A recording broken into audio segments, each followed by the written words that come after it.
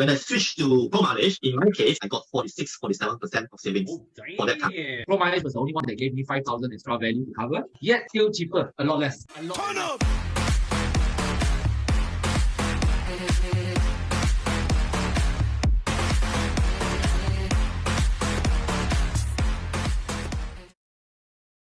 Hi guys, so behind me here is the current generation Kia Carnival.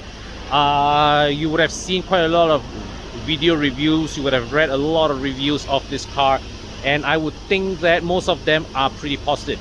This is my second time driving this car. Unfortunately, the first time I drove it, the CBU model, because of time constraints, I didn't have time to record a video, but now I'm making it up for that.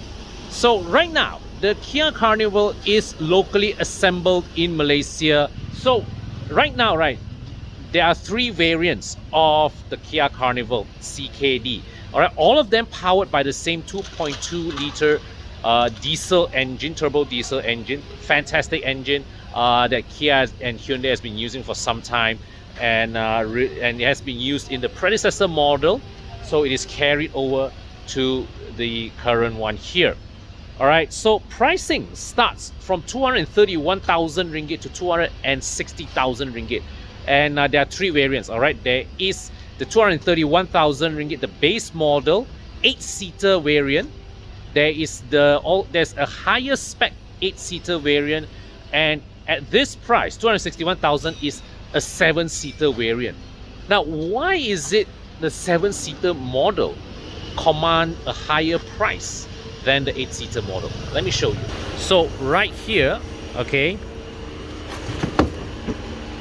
now there is you can actually open and close by remote, and the reason why the 7-seater model commands a higher price, it's because the middle row of the 7-seater gives you two individual seats, okay, you see that it's fully adjustable, forward, backward, fully adjustable.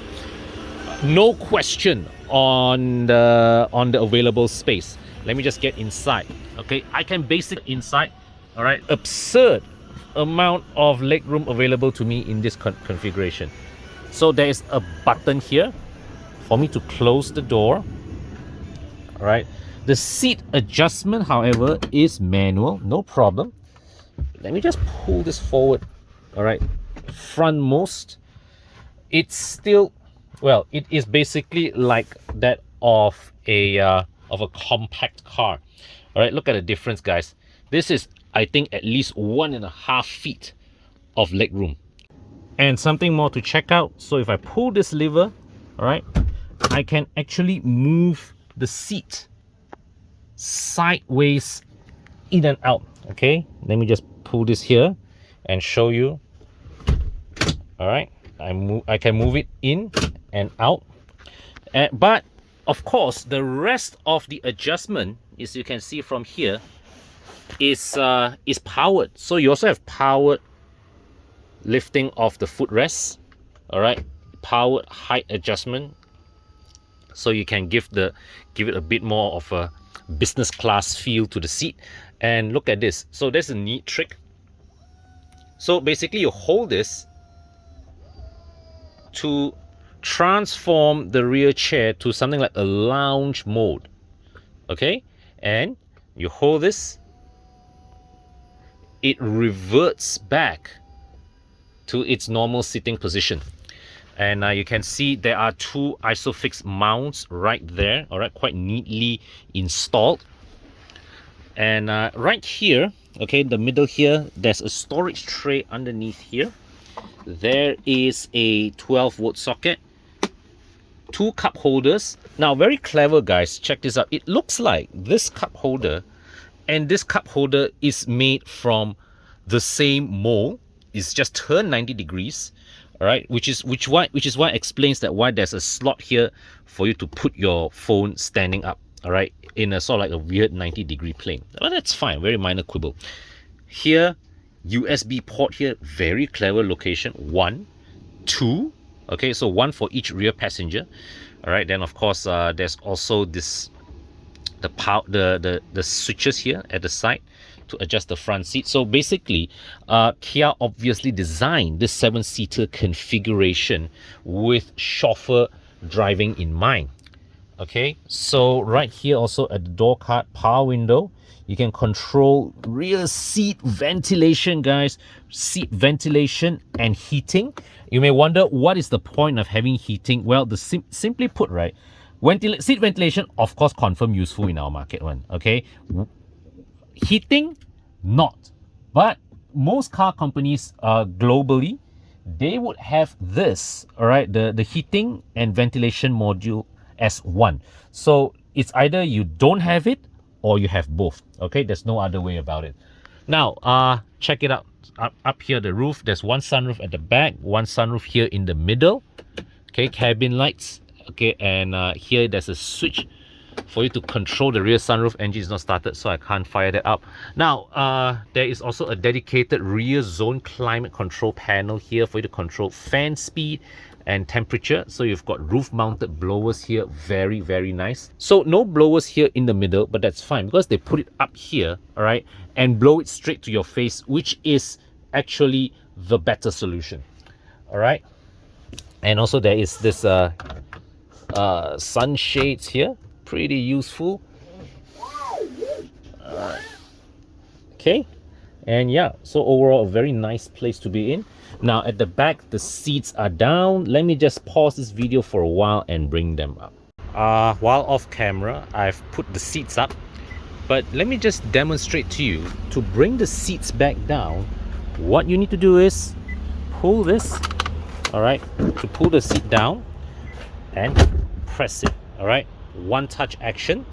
And to bring it up, pull, all right, push this up and pull this back. Okay, and there you have it. So in 7-seater mode or in 3-row seating mode, they have actually, well, they have deepened the chasm here where the seat's going. So they didn't bother to put a flat floor here, right? You see there's no space to mount another floor. So this is just one, you know, down, all right? So all the things are you go all the way down. Okay, you load all your things inside here. This is an opening, I believe, for well, you have to, it's for maintenance purpose. So this is a 12-volt socket here. You've got 2 levels of storage here and here. Okay, this is a very deep compartment. All right, and let me just bring you guys inside. So very interesting. See, right now the tailgate is open, yeah, all right. I can close it by button, but there is a very unique program whereby I open the side door,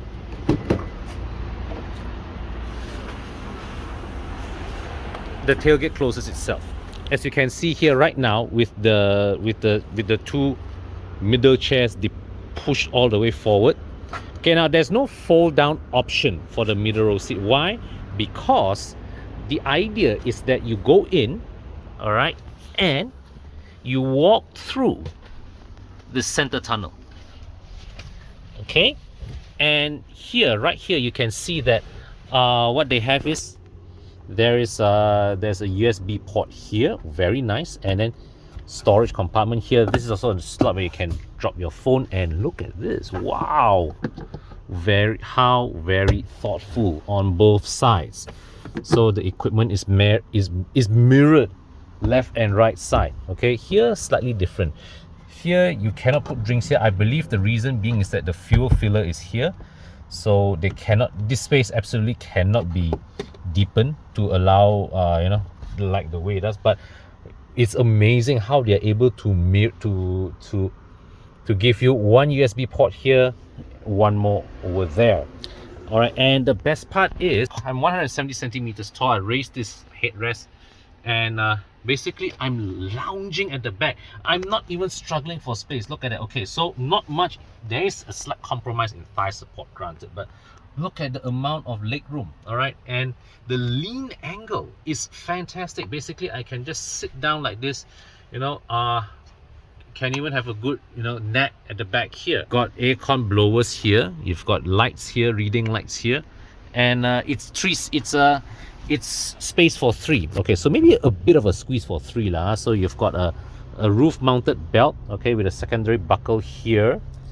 All right, and but what is there to say some more? So earlier today, before this, I fetched a family, one of my customers. They dropped their cars here, so I gave them a ride to Pavilion from here. And yeah, so 4 of them, 1 seated in the front, 2 here in the middle row, and 1 at the back. All right, perfect comfort inside here, and there you go.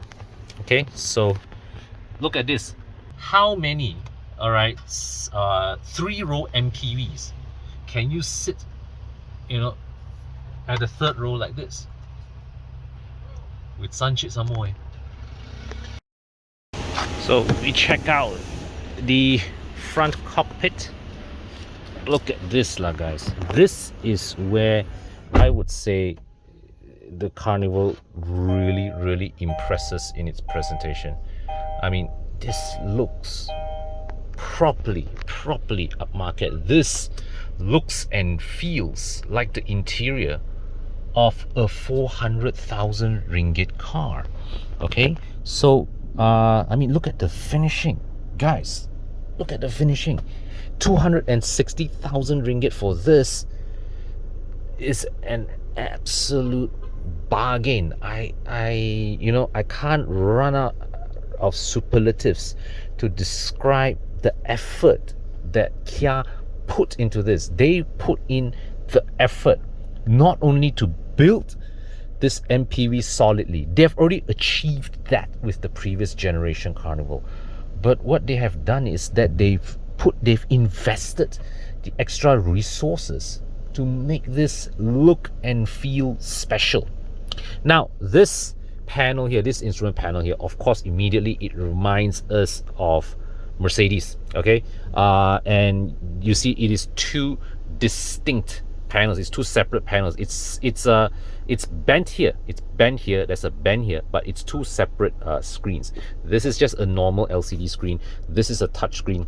All right, but on both screens, the resolution, the crispness of the graphics are absolutely fantastic. So let's explore some of the features first.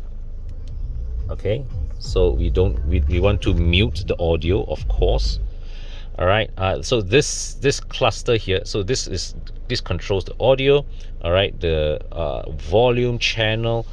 Okay, here this side is the driving cluster. So you have of course the lane keep assist, you have the active cruise control, the normal cruise control as well, and here you have the settings. So let's just go and explore driver settings. All right, so you have warning timing, warning volume, driver attention warning. All right, forward safety, active assist or warning only, so that's autonomous emergency braking, lane safety, blind spot safety, parking safety. So you have surround view, you have 360-degree camera, you have parking distance control, which is the, of course, parking sensors. You've got rear cross traffic alert. Now I just want to bring your attention to the parking cameras. So you have 360-degree camera. The resolution is okay, resolution cannot compare with Mercedes or BMW, but the stitching of the image, as you see here, is pretty good. Okay, so it's good enough that allows you to have a good picture of your surroundings. So now coming back here, all right, and you can see, you can go back, get cluster, reset fuel economy. So resetting the trip computer, it happens here. Wiper display, IC road warning, theme selection. Wow, what do we have here? So it's linked to drive mode, or I have classic A, classic B, classic C. That's it. So I decided to link to drive mode lah, easier. And so what this means is that when I press the drive mode button, okay, go to normal, eco, sport, I don't see the point of driving this car in sport, to be honest, even though dynamically it is competent.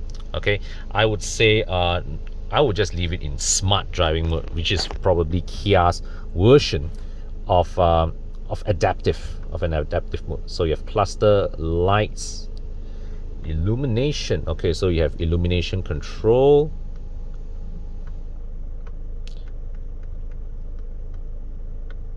All right, one touch turn indicator, headlamp delay, high beam assist, doors, auto lock, auto unlock, power tailgate height, tailgate.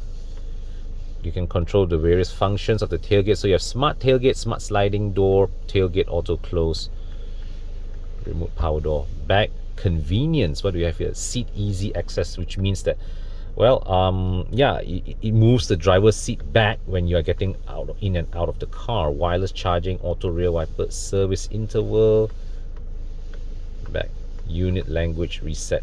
So we don't need all these here. Okay, so how do we get out?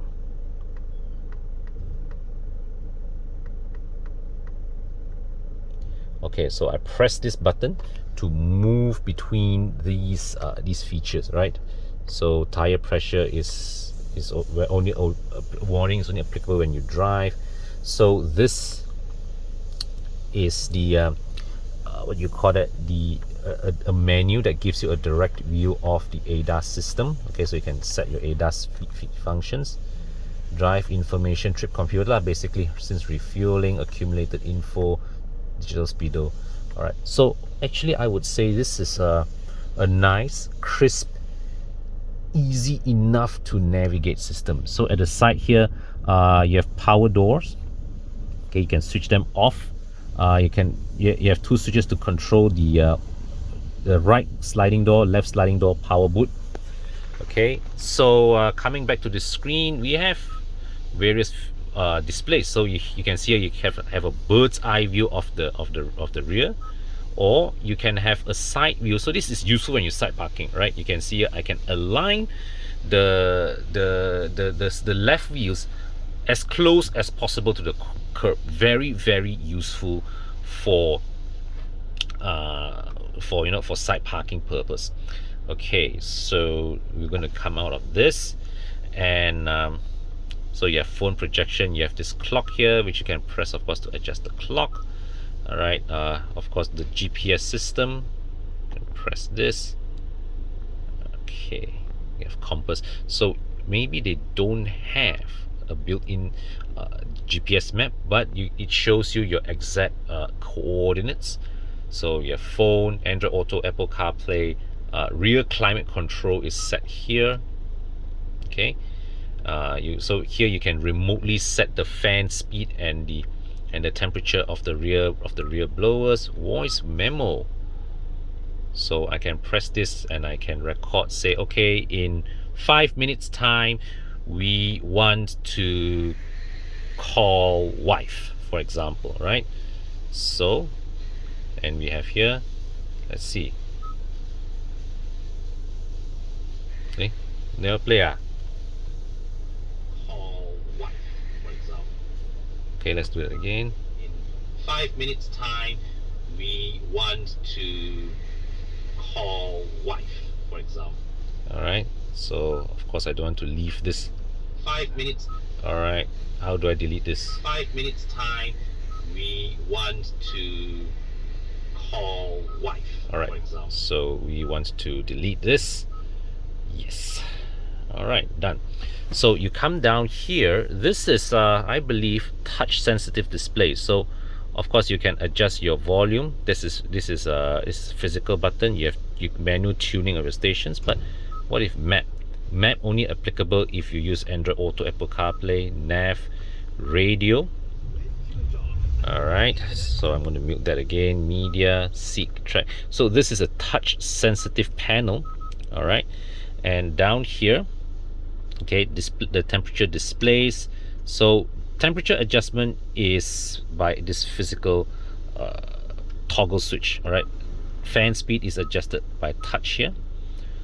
All right, but what's nice here is that you have this little metallic bar which you can let's say when you're driving, you can intuitively reach for this to guide you to where you are, and then but still momentarily you need to take your eyes off the road for just half a second, then you can reach for this and pop, that's it. All right, so yeah, so that's this is the climate control cluster. Down here you can see, all right, USB ports, 3 USB ports. This is to direct connect to the audio system. This too is for charging. You've got a wireless charging tray here, but this side here is also big enough to drop your phone in the event you don't want to charge it. All right, cup holder with a slot to drop your phone, rotary gear selector. Now I really like what Kia has done. Look at the surfacing. Okay, it's nicely, beautifully textured here as well. Okay, so right here you can see there's the front seats also have heating and cooling. Okay, here there's another slot here for you to drop small items, and this box is huge. This center console box, this is huge. All right, and here as well the glove box. All right, so quality wise, this honestly is it's a fantastic cabin, absolutely fantastic. This, I would say, I have to say once again, this looks like a 400,000 ringgit cabin easily. I mean, check out this surfacing. Okay, so before I take you around to check out the car's design, check out the key fob first. Look at this. So the lock and unlock buttons are here right along the side. This is a design that was pioneered first by Volvo. Now a lot of other brands are following this to create an upmarket look and feel to the car's key fob, which I think is it's successful. All right, it works. This looks upmarket right from the moment you hold the key. So you have these buttons which you can use to open and close the door. All right, and you have remote engine start. I have to press lock and I hold. All right, so the idea is that you start the engine, okay, to cool down the interior, and let's just say I unlock the car. Now I believe Honda's one and Isuzu's D-Max one, you cannot drive off the car one. You have to off the engine and drive, only you can drive off. But here right now, okay, yep, okay, car can move. All right, so we continue with the walk around of the car from the outside. So yeah, you can remote start the Carnival with the key fob, and after you feel that the car is sufficiently cooled down inside, you can just straight away get inside and drive off. Now just take a good look at this. I think Kia one thing, now the previous Carnival was a competent product. All right, it was a good product, but with this one, Kia seems to have made a decision to not just settle for merely good, but to make it look upmarket. Okay, the design, the proportions, the stance of this car reminds us of those big American SUVs and MPVs. The Cadillac Escalade comes into mind, particularly that that C-pillar, that distinctive C-pillar design, as a very American influence to the Carnival, and the result is that this car has such presence. Okay, now we come to the front. Okay, now of course the big grille dominates the front end design, but look closely at the lights.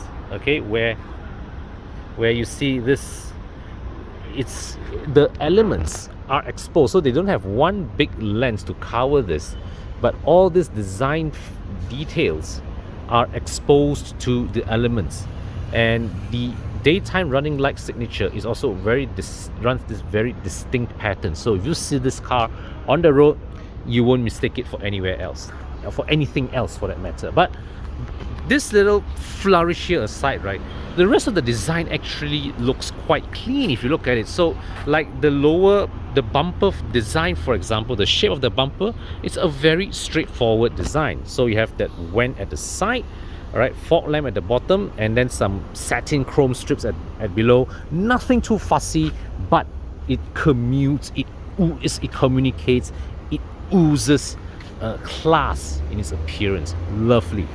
Okay, now the wheels, 18-inch wheels, looks quite conservative relative to the proportion of the car, but I would say it is a sensible choice because it gives the Carnival such a plush ride. Of course, I would think that if you are feeling adventurous with your wheel selection, this car's looks can carry 19s and 20s quite easily, but I always advocate sticking with 18s. Now the doors, of course, you have keyless entry, not the touch type though, it's still the button type. Surprisingly, considering how the rest of the car looks and feels so upmarket, they didn't include the touch type keyless entry, which is a surprise. So this is a lock, this is an unlock button, also doubles up as a door opening button, and there's this button here which you can press this to close the door, all right, from the inside, from the outside. Okay, but this C-pillar cover, it's a piece, knock on it, feels like plastic. This feels, but it's a plastic, but you know, the texture that they put in, all right, the design feature of it really makes the Carnival looks that bit more special. Now we come to the back, all right, the tail lamps. It's, from one glance, it looks like just a simple narrow strip, but with the Kia logo boldly dominating the center. Now you can see, look closely at the LED stripping. Right, there is that kink right here again that mirrors the one that you see on the headlights. Okay, so down at the bottom, right, see, the thing is this, you know, this Kia, the design of this car, right, is amazing. You look at the individual design elements, very simple, very straightforward, but Kia has succeeded in making you know, this MPV, the Carnival, look, you know, upmarket, looks aspirational, looks expensive. Okay, a nice little touch up here, you see the roof rack. I'm not sure if it's structurally functional, okay, but there's this nice touch where it just flies out here at the back, all right, with a trailing edge there. Very nice touch. Yeah. Okay, so one more look at the Carnival's proportions. Let's take it out for a drive.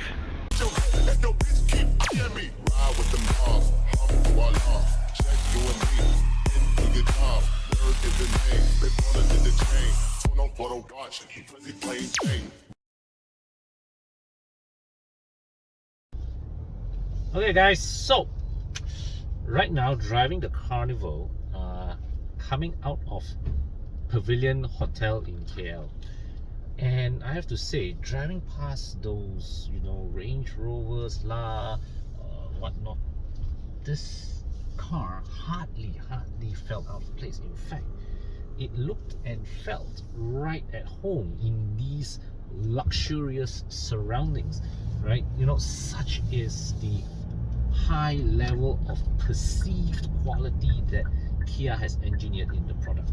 But enough of that.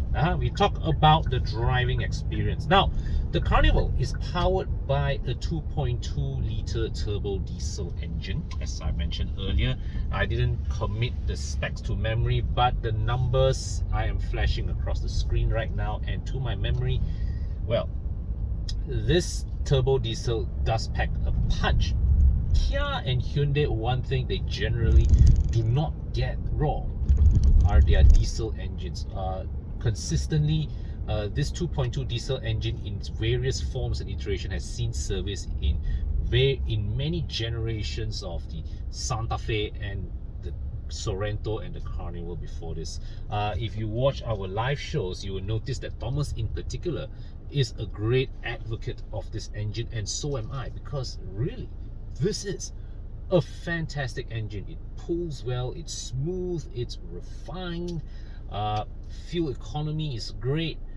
I always say that Hyundai and Kia, their petrol engines are distinctly average, but the diesels are absolutely fantastic, and it is bang on the right powertrain choice for an MPV like the Carnival. Because you see, when you're for a car of this weight and size, all right, you need torque in order to be able to, how should I put it, move this car about with dignity. What you don't want here is, you know, a pumped up 2-liter turbo petrol engine. On paper, say 350, 400 Newton meters of torque, but you know, but you box down the car with turbo lagla and all that. What you want is, you want natural torque from down under, and that can only be delivered with one, a diesel engine, or two, a large capacity petrol engine, minimum 3 liters with at least 6 cylinders. Now, I had the experience of driving the previous gen Carnival in Australia with a 3.3 liter V6 engine, and well, the engine pulled well. It was a good engine, but 3.3 V6 from a road tax standpoint, not entirely suited for our market. And in terms of fuel economy, it can't beat the diesel. All right, at the end of the day, as a family hauler, all right, fuel economy does it merits, you know, it's a factor in your consideration. Now here, as I accelerate from standstill, all right, the engine, it pulls gamely. That's the word for it. It pulls gamely. And now, trundling along at 80 kilometers per hour, 2000 RPMs on the clock.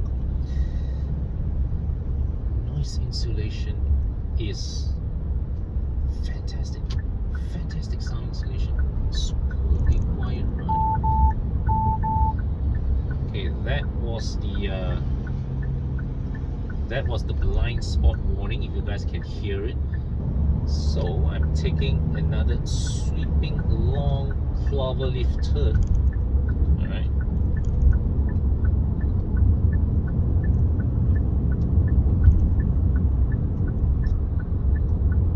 I have to say, not bad. Now, this is not a car that you would go to Ulu Yam or Genting, but I think the point is that if you need to take a fast corner, what the feeling that the Carnival here exudes is that the outer wheels, or is that the chassis, right, gives that sit down feel to the car that makes you feel, you know, relaxed, assured, inspires your confidence, all right, to keep going.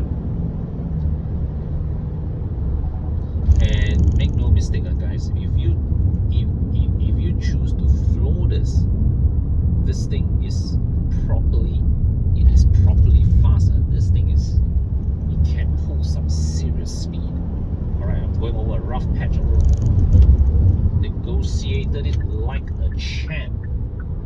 But you see, the whole point of the Carnival, it's the fact that it drives well, really is a very minor aspect of its appeal. Now, granted, if you were to give me a choice, if I were to shop for an MPV, a luxury MPV, with a car like the Carnival here in the market, right, I wouldn't even bat a second eyelid at, you know, options like the Vellfire or, you know, the Alphard, because I'm pretty sure, right, they don't have a torquey diesel engine like this, and neither are their dynamics as well sorted as this. Plus the fact that the interior here that we are in here is so well finished. This looks like a class above the Alphard and Vellfire.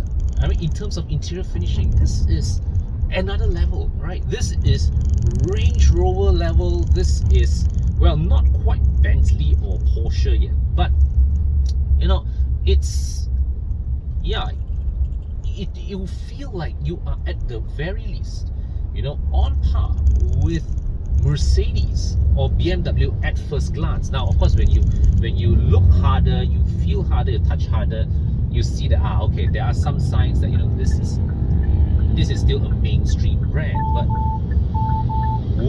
what the distinct impression here is that, well, for the 260 grand that Burma's is charging you for the privilege of owning one of these, a lot of hard work has went into earning that 260 grand.